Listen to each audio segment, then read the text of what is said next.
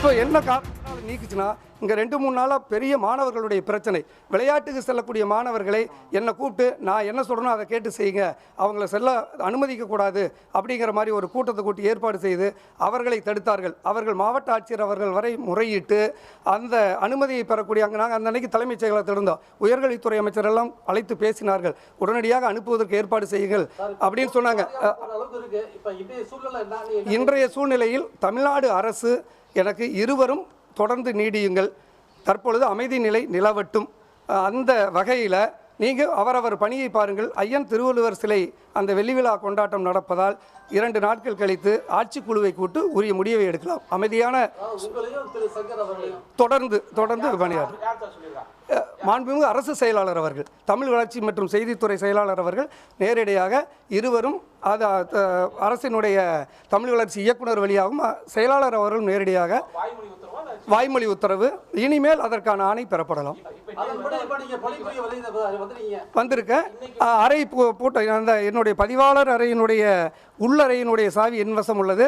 அந்த வரவேற்பு அறையினுடைய சாவி பூட்டப்பட்டு சாவி அந்த சாவிக்கான அந்த அறையில் அந்த இருப்பில் இல்லாததால் என்னுடைய உதவியாளர் அவர்களும் தற்பொழுது வந்து நானும் அவரும் காத்திருக்கிறோம்.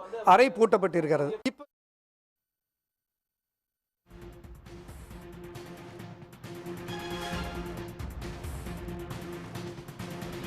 தஞ்சை பல்கலைக்கழகத்தில் இருதரப்புக்கு இடையேயான மோதலில் பதிவாளர் அறை பூட்டு போடப்பட்டது. போலீஸ் உதவியோடு பதிவாளர் அறையின் பூட்டு உடைக்கப்பட்டிருக்கிறது. விவரங்களை வழங்க எமது செய்தியாளர் ராஜசேகர் இணைகிறார். ராஜசேகர், என்ன விவகாரம் அங்கு தஞ்சை பல்கலைக்கழகத்திற்குள்ள? எதற்காக பதிவாளர் அறைக்கு பூட்டு போட்டாங்க? அவர் ஒரு விளக்கத்தையும் கொடுத்திருக்கிறாரு. விவரங்கள் என்ன? அதாவது தஞ்சை தமிழ் பல்கலைக்கழகம் வந்து கடந்த 2018ஆம் ஆண்டு வந்து 40 பணியிடங்கள் நிரப்பப்பட்டது. உதவி பேராசிரியர் பணி, அசோசியேட் பேராசிரியர் இதுக்கு வந்து லட்சக்கணக்காக பணம் வாங்கிட்டு பணி நியமனம் செஞ்சதான் புகார்.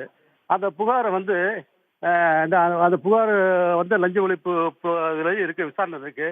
இதெல்லாம் ஆளுநர் வந்து அதாவது முன்னாள் துணைவேந்தர் திருவள்ளுவர்கிட்ட கேட்குறாங்க, விசாரணை கேட்குறாங்க.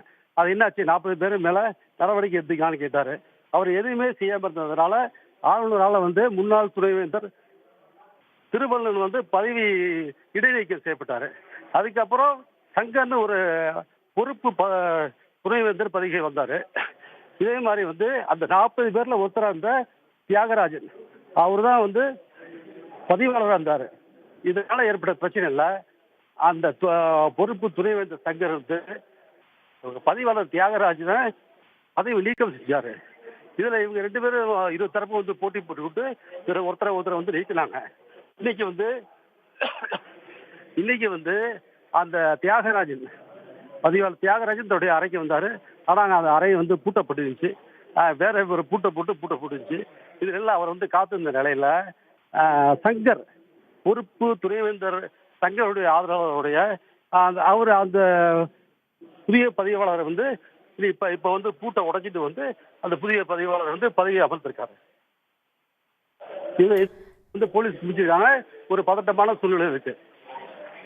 உடனுக்குடன் செய்திகளை தெரிந்து கொள்ள சன் நியூஸ் பெல் ஐகானை கிளிக் பண்ணுங்க.